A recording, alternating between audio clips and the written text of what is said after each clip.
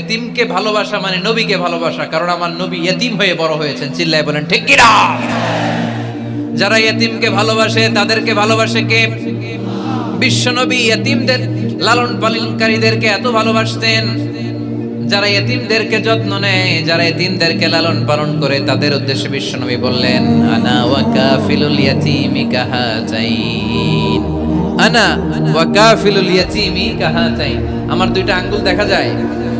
সবাই দেখতে পাচ্ছেন? এই দুইটা আঙ্গুলের মাঝখানে কি খুব গ্যাপ আছে নাকি বেশি? নাই। বিশ্বনবী বললেন, আনা ওয়া কাফিলুল ইয়াতীমি কাহাতাইন, আমি এবং ইয়াতীমের লালন পালনকারী কিয়ামতের দিন প্রতিবেশীর মতো এইভাবে কাছাকাছি একসাথে থাকবো। এজন্য এতিমদের সাথে ভালো আচরণ করবেন। এতিমদেরকে ঘাড় ধাক্কা দিয়ে বের করে দিবেন না। অনেকে আছে এতিমদেরকে ঘাড় ধাক্কা দিয়ে বের করে দেয়, আছে না? না যাই আছে না? আরাআইতাল্লাযী ইউকাযযিবু বিদ্দীন ফাযালিকাল্লাযী ইয়াদউল ইয়াতীম। কিছু লোক আছে যারা আখিরাতে বিশ্বাস করে না, জান্নাত জাহান্নামে বিশ্বাস করে না, তারা দ্বীনকে অস্বীকার করে, ইয়াতীমকে ঘাড় ধাক্কা দিয়ে বের করে দেয়।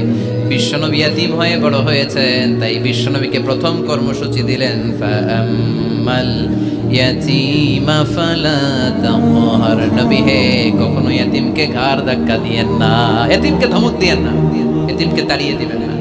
অনেকে আছে তাদের হৃদয় শক্ত, চোখ দিয়ে পানি নামে না। এরকম শক্ত হৃদয়ের মানুষ আছে না নাই?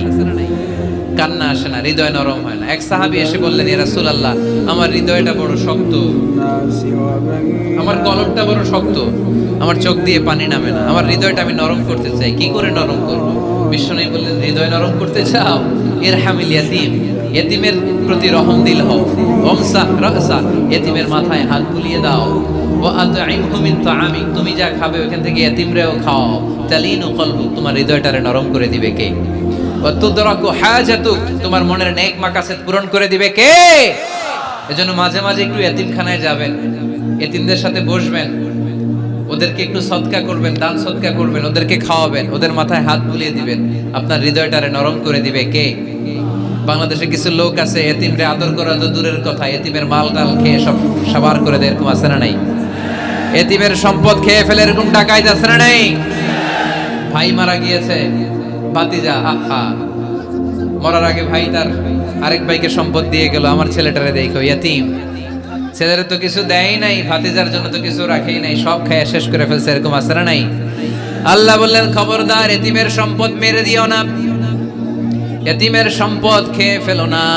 যারা এতিমের সম্পদ অন্যায় ভাবে খাও, তারা পেটে এতিমের সম্পদ ঢুকাও নাই, জাহান্নামের আগুন পেটে ঢুকিয়েছো।